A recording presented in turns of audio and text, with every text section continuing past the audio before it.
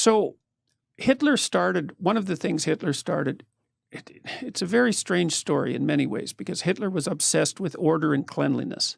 He was a very orderly person.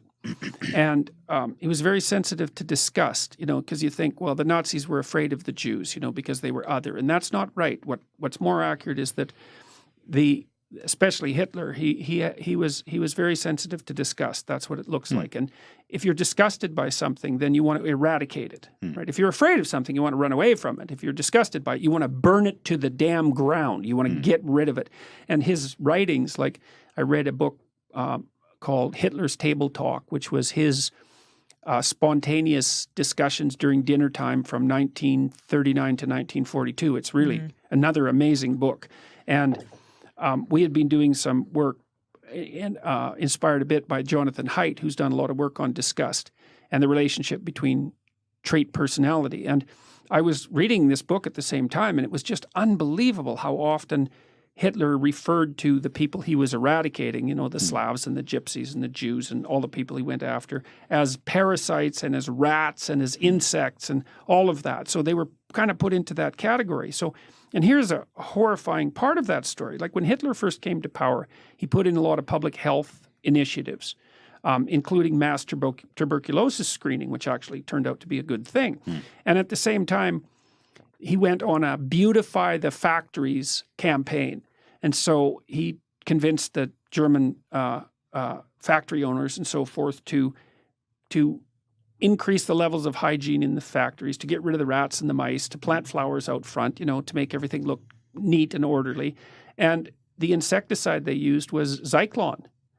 Well, Zyklon, to eradicate the rats and the insects, Zyklon, a slightly different formulation, was the gas that was used in the concentration camps. And so Hitler went from cleaning up the rats and the mice in the factories and the insects, and then he went into the mental hospitals and started cleaning up in there. And then it just went broader and broader, again, sort of one step at a time.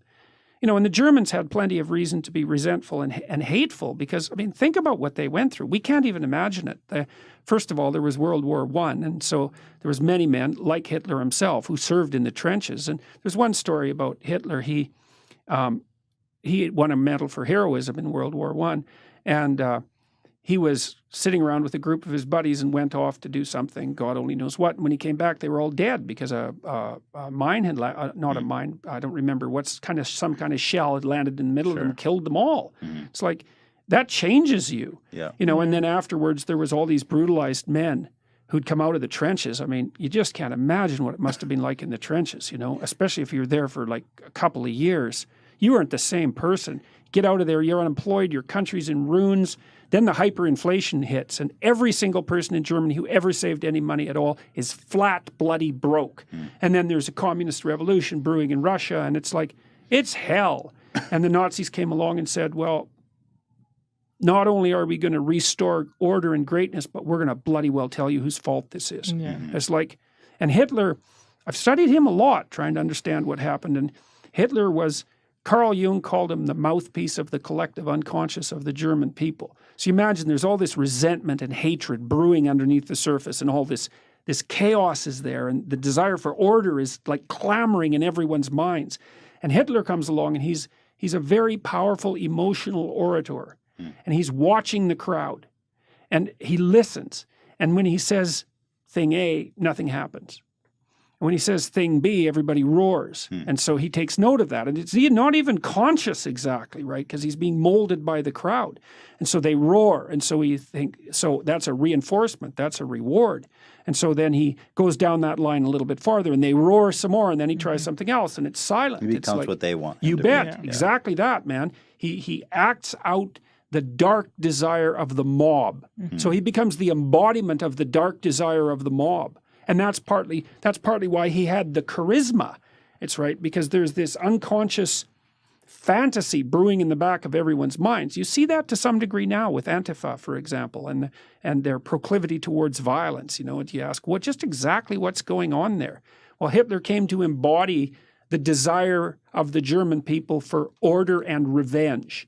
And he embodied that fully. And you could say, so what happened was a collaboration between him and the people. It wasn't Hitler turned everyone into Nazis. It's like, no, That's not how it worked. I'm sure there was a lot of good people still left over who got just overrun by the mania too. Well, who were disgusted by it. The other thing too is that, people are not that brave.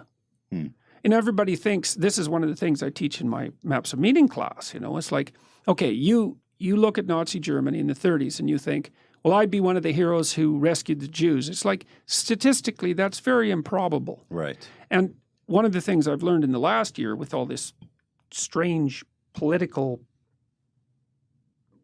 what would you say?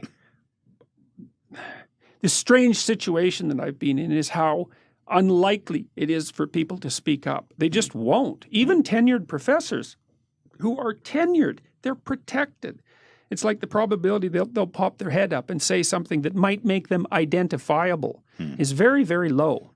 So it's scary, yeah. I guess you're right. Well, it's and at time, and in Nazi Germany, the stakes were as high as it could get. They didn't tolerate. That's right. That's exactly right. But even when the stakes are low, people won't speak up, sure. eh?